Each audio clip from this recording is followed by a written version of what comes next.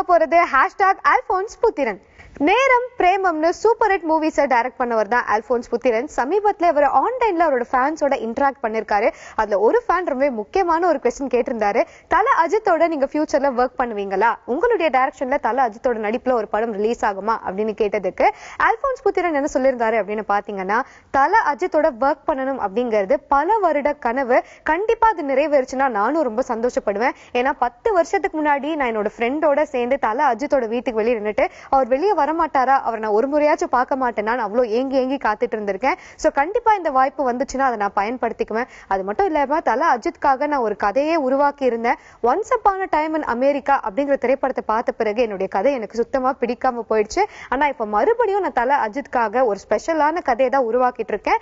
நல்ல நேரம் வந்துச்சுன்னா எல்லாமே தானா நடக்கும் அப்படின்னு சொல்லியிருக்காரு. சோ இவர் சொல்லியிருக்கிற மாதிரியே அல்போன்ஸ் புத்திரன் அண்ட் தல அஜித் இவங்க 2 பேரோட காம்பினேஷன்ல ஒரு திரைப்படம் ரிலீஸ் ஆச்சுன்னா அது மேசிவ் ஹிட் ஆகும் அப்படிங்கறதுல எந்த டவுட்டும் கிடையாது. சோ அல்போன்ஸ் புத்திரன் எவ்வளவு சீக்கிரத்துல அந்த படத்தை உருவாக்க போறாரு அப்படிங்கறத இன்னும் கொஞ்ச நாள் காத்திருந்து பார்க்கலாம்.